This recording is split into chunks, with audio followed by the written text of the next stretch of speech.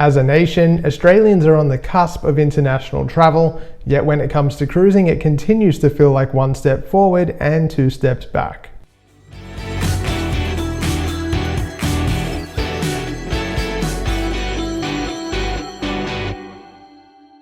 I'm Adrian, the Cruise and Travel Guy. As always, thank you for subscribing to my channel, and if you haven't done so yet, please hit that subscribe button. From November 1, Australians will finally be able to travel overseas and do whatever they like, whether that's attend a major event, go to a theme park, or jump on a cruise. Whilst this is fantastic news and something we've all been looking forward to since March 2020, it's also a proverbial slap in the face for the Australian cruise industry and every single person invested in its return.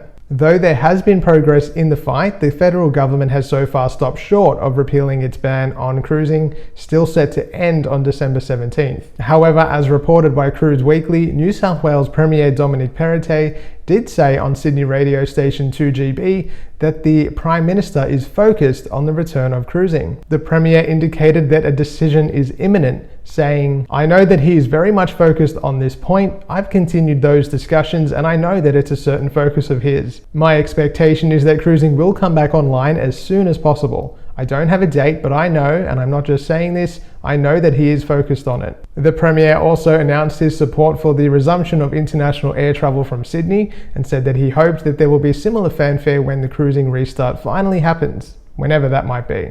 Of course, cruise lines can't make a business case off the back of a statement. They need certainty in order to make sure that they meet their scheduled departures. Months of planning and preparation is required, and it's generally accepted that 2 to 3 months is the bare minimum time needed to get a ship back into Australian waters. For that reason, Australians will again miss out on the earliest of the advertised cruises, with both P&O and Princess announcing further cancellations this week. Princess Cruises announced the cancellation of 4 Coral Princess voyages.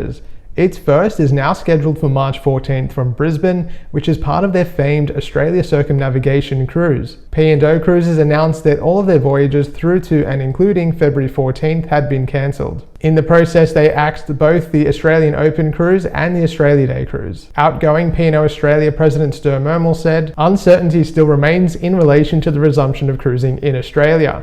And even once cruising is clear to resume, we would then need to bring our ships back home. In the light of this uncertainty, it is unfortunately necessary for P&O Cruises Australia to extend its voluntary pause in operations for a further month until mid-February next year." In a clear member update this week, Managing Director Joel Katz wrote that there has been much progress happening behind the scenes. This included meetings held this week between Clear Executive Committee and the Minister for Trade, Tourism and Investment, Dan Tahan. Of these meetings, Joel Katz said, "There's still a way to go, and as we make progress at the federal level, it's important to remember that action is still needed from the states before we can finalise extensive new health protocols ahead of resumption. Cruise lines will be forced to extend their pause in operations further while there is no agreed path to resumption." Clearly, we've seen that exact scenario playing out this week. Last week I mentioned that I had booked 2 cruises, and I can confirm that one of them has now been cancelled. That makes my 12th. I can tell you that those future cruise credits of mine have done a whole lot more travelling than I have in the past 18 months. Royal Caribbean also released an update on its next generation Icon class. It's expected that the ships are going to be cutting edge in a number of unique and new ways,